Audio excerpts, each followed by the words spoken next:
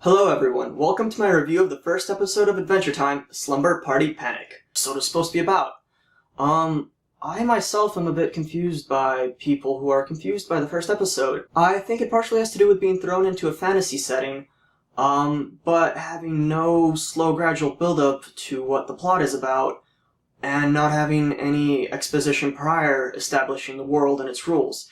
Instead, we go right into the action with no exposition, with the characters interacting with other characters, and I think that kind of throws people off guard. The other thing is, a lot of cartoons have at least some consistency across the characters. For example, you might expect all the characters to be candy people. Here we have a human, a talking dog, and a whole bunch of candy people. So I think that kind of element of combining these different characters, which almost seem like they don't belong in the same series, can kind of throw people off. But, in my opinion, if things are going too fast for you to process and you don't really understand why the world is the way it is, I would imagine you would have those questions answered as you keep going with the series, so for the time being you kind of put those questions in the back of your head, and you get back to them later. But it seems like with Adventure Time, a lot of people weren't really able to do that, and thought the show was kind of random for randomness sake. And while I don't want to get into a semantic quabble on what constitutes random, I don't think the show's random. They create a whole bunch of different kingdoms with different themes, candy, ice, fire, whatever, and they fill them with residents that kind of match that theme. And it's a very varied world because of that.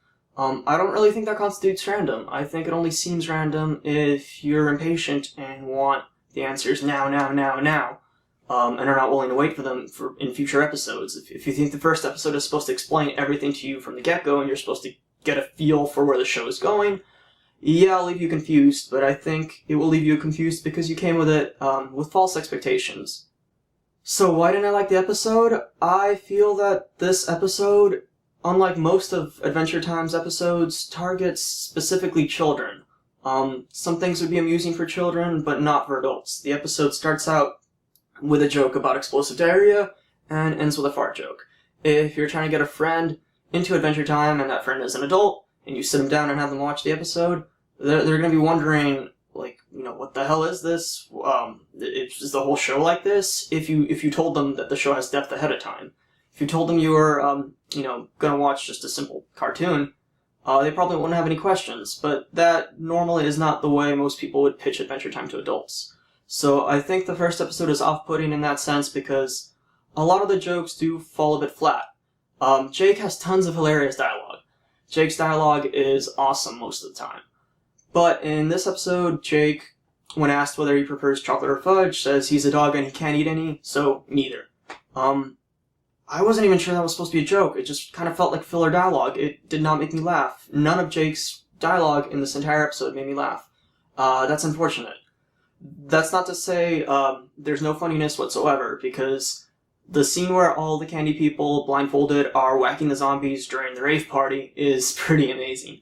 I love that scene. I especially love it because in most horror films you have the reverse happening, where a zombie, or a couple zombies grab a person, that person is immobile now because their legs have been pulled off or whatever, and the zombies start feasting on the person while they're still alive and guts are going everywhere. Here it's almost the exact opposite, where the zombie is immobilized and all the candy residents are just tearing the zombie open, and the sugar and candy spilling out, which is supposed to be the guts of the candy person.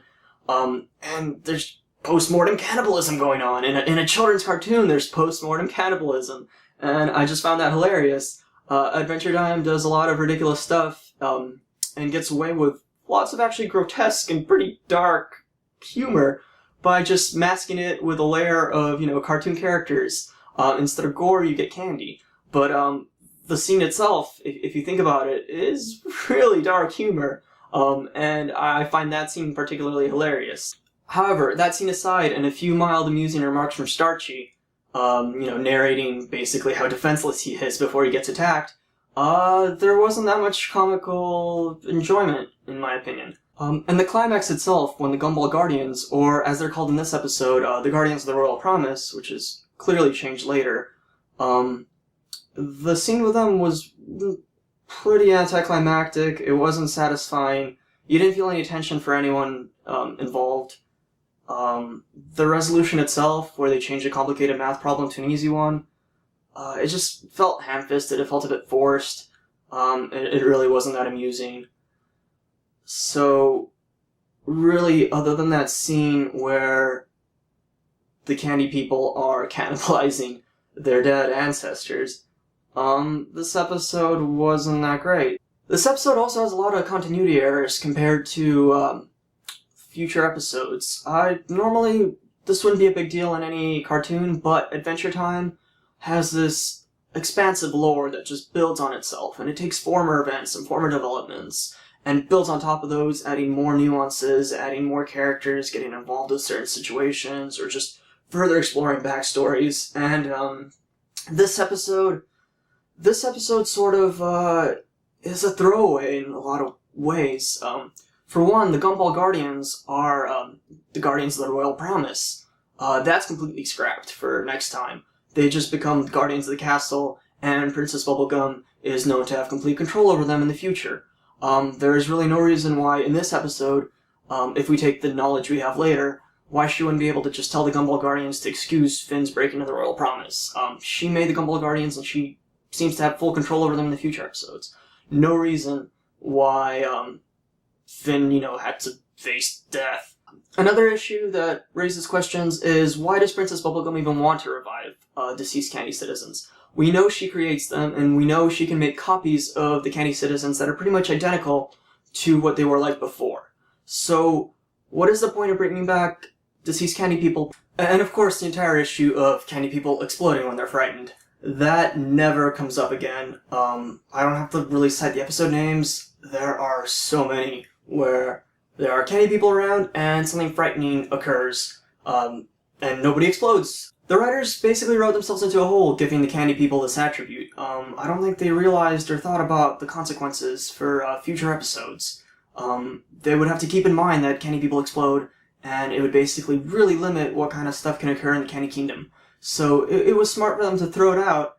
There's no way they should have kept such a silly, attribute of candy people.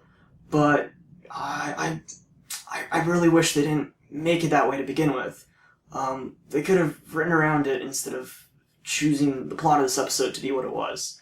Of course, the decorpsinator serum itself is barely mentioned again. It's kind of thrown out the window for the future.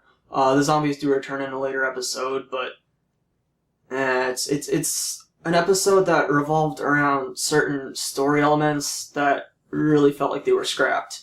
If you had to make the argument that the creators of Adventure Time didn't think the whole thing out from the beginning, this episode would support that argument pretty well. I don't think they quite had in mind what they wanted to do in the long term, this early on.